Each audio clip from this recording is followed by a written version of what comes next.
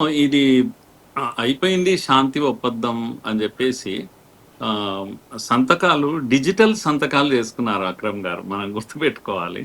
ఇక్కడ అమెరికా హ్మ్. అధ్యక్షుడు గాని, అక్కడ ఇరాన్ అధ్యక్షులు గాని వీళ్ళు డిజిటల్ సంతకాలు జేశారు. అంటే ఫేస్ టు ఫేస్ ముఖాముఖి ఇంకా దగ్గరికి రాలేదు. స్విట్జర్లాండ్‌లో కూర్చోవాలి. కూర్చొని మిగతా ఒప్పందము 6 నెలల సమయం తీసుకున్నారు. పూర్తి జేసుకోవాలి. కానీ జరిగిందేంది? అక్కడ లెబనాన్ పైన దాడి జరిగింది. ఇజ్రాయెల్ దాడి జరిగింది. కనుక ఒప్పందం అనేది ఇది యుద్ధం అనేది అమెరికా తర్వాత ఇరాన్ యుద్ధం కానే కాదిది. ఈ యుద్ధం యొక్క మూలాలు ఈ ఎక్కడున్నాయంటే ఇజ్రాయెల్ దగ్గర ఉన్నాయి. హిజ్బుల్లా నాశనం అయ్యేంత వరకు ఇజ్రాయెల్ యుద్ధం చేస్తూనే ఉంటది. కనుక హ్మ్. ఖమైనీని చంపినప్పుడు, దాడి చేసి చంపినప్పుడు పేరుకు అమెరికా చంపింది గానీ, చంపించింది ఎవరు? ఇజ్రాయెల్ గదా! ఇవన్నీ కూడా ఈ యెస్. యుద్ధమే కారణం ఏందంటే ఇజ్రాయెల్. ఇజ్రాయెల్‌కొచ్చిన ముప్పు. ఎందుకంటే అణ్వాయుధాలు ఇరాన్ దగ్గర ఉంటే ఇజ్రాయెల్ చచ్చిపోతుంది. ఇజ్రాయెల్ బ్రతకాలి హ్మ్. అంటే ఇరాన్ దగ్గర ఉన్న అణ్వాయుధాలు వెళ్ళిపోవాలి. అలాగే ఇరాన్ నియంత్రణలో ఉన్న హిజ్బుల్లా, హమాస్ ఈ 3 శక్తులు ఏవైతున్నాయో అవన్నీ క్లోజ్ గావాలి. లేదంటే నాశనం గావాలి. అవి కాకుండా యుద్ధం ఆగదు. ఎందుకంటే హ్మ్. యుద్ధం ఆగితే ఇజ్రాయెల్ కుప్పకూలిపోతుంది. ఇజ్రాయెల్ ఏమి ఉండదు. ఇజ్రాయెల్ అనే దేశమే ఉండదు. ఇజ్రాయెల్ యొక్క మనుగడ ఈ పోరాటం అంతా గూడా. అమెరికా యుద్ధం జేయడం లేదు. ఇజ్రాయెల్ కోసం అమెరికా యుద్ధం జేస్తుంది.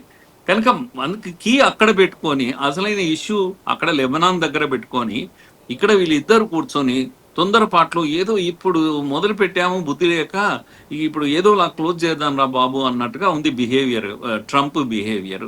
ఎందుకంటే తనకు కష్టాలు వచ్చినాయి దేశంలో, తన అంతర్గత సమస్యలు ఎన్నో రాజకీయ సమస్యలు వచ్చాయి. రేపు దీంట్లో కూడా ఎన్నికలు దీంట్లో ఓడిపోయే ప్రమాదం ఉంది. అసలు తన మనుగడనే కష్టంగా ఉంది. కనుక ఏం చేయాలి? అయిపోయింది. ఇంకేం లేదు, ఒప్పేసుకున్నది. అణ్వాయుధాలు పరిశీలించడానికి కూడా ఇరాన్ ఇరాన్ ఏమో ఎన్నడూ ఒప్పుకున్నట్టు చెప్పలేదు. హ్మ్. అయిపోయింది.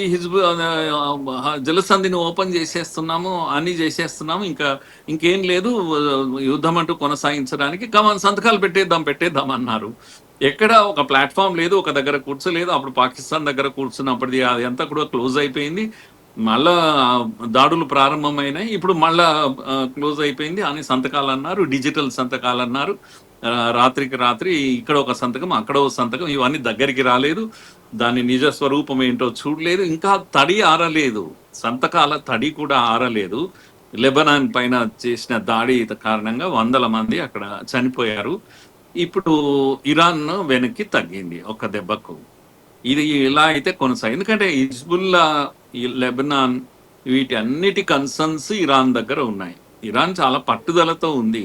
ఏం లేదు, నౌకాదళం లేదు, వైమానిక దళం లేదు, ఇరాన్ దగ్గర ఏమీ లేదు యుద్ధం చేయడానికి అని ట్రంప్ చెప్తూనే ఉన్నాడు.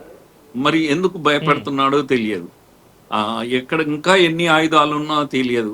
జలసంధి ఆపగలుగుతుంది ఇప్పటికి కూడా ఇరాన్. ఎలా ఆపుతుంది? ఎంత బలముంది ఇరాన్ అనేది అర్థం కావడం లేదు. ఎంతకాలం ఆపుతుంది అనేది కూడా అర్థం కావడం లేదు.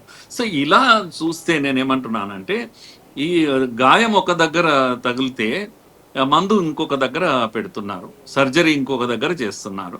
ఇది ముందే అనుమానించాను. నేనైతే అనుమానించాను. చాలామంది అనుమానించారు. ఈ శాంతి ఒప్పందం ఇది ఒప్పందమే కాదు. కనీసం కాగితాల మీద కూడా సంతకం కాదు ఇది. డిజిటల్ హ్మ్. సంతకాలివి. గాలిలో సంతకాలు అంటాం ఇవి. కనుక అవి నిజమైనవి కావు. దీంట్లో సీరియస్‌నెస్ లేదు.